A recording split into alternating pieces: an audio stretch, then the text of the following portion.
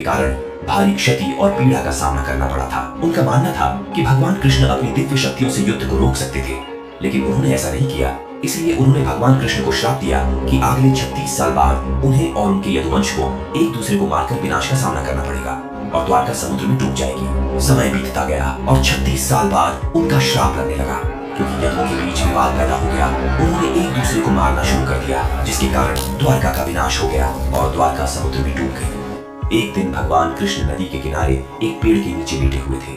उसी समय जरा नामक एक शिकारी जंगल में आया और वो भगवान कृष्ण के लाल चमकती पैर की तलवार को हिरण समझकर एक घातक बाण चला दिया। जब उसने देखा कि उसका बाण कोई हिरण से नहीं, स्वयं भगवान कृष्ण जी के पैर में घुस गया है, तो उससे बहुत दुख और पश्चाताप हुआ।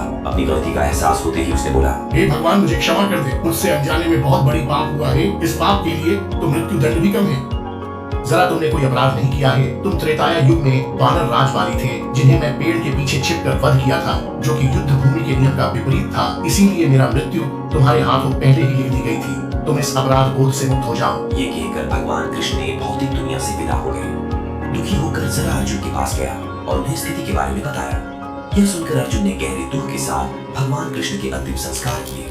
उनका पूरा शरीर राख में बदल गया, सिवाय उनके हृदय के, जो जीवंत और दिव्य था। अर्जुन ने हृदय को एक लकड़ी के तख्ते पर रख दिया और उसे नदी में प्रवाहित कर दिया। हृदय नदी में बहता रहा और बहुत समय बाद वह ओडिशा के महानदी तट पर पहुंच गया। वहाँ सब्र नामक एक आदिवासी समुदाय था। विश्वावासु आदिवासी समुदाय का प्रमुख था। उन्होंने भगवान कृष्ण के हृदय को पाया, जिससे दिव्य चमक निकल रही थी। विश्वावासु ने इसकी दिव्यता को समझा और एक गुप्त गुफा में नील माधव की मूर्ति के रूप में इसकी पूजा करते रहे। आदिवासी समुदाय के अलावा किसी को इसकी जानकारी नहीं थी। उस समय अवंती में इंद्रद्युम्न नाम का एक राजा थे। वह भगवान विष्णु के बहुत बड़े भक्त थे। हमेशा दिव्य देवता के एक झलक पाने के लिए उत्सुक रहते थे।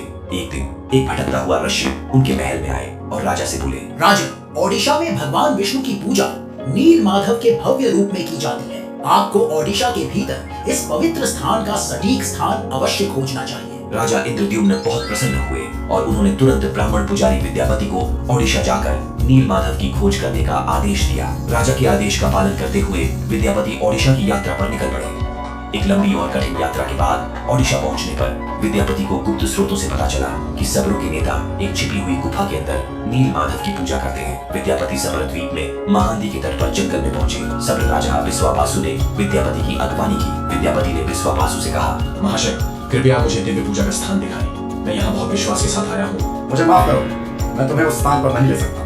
अब मैं क्या करूँ? यदि मैं इस प्रकार लौट गया तो राजा को क्या उत्तर दूंगा? मुझे कोई दूसरा रास्ता खोजना होगा। विद्यापति उसी गांव में रहने लगे। कुछ ही दिनों में उन्हें विश्वावासु की बेटी ललिता से प्रेम हो गया और उन्होंने शादी कर ली। विवाह के कुछ दिन बाद विद्यापति ने अपनी पत्नी से कहा, ललिता, क्या आप अपने पिता से हमें नील माधव की एक झलक दिखाने का अनुरोध कर सकती हो?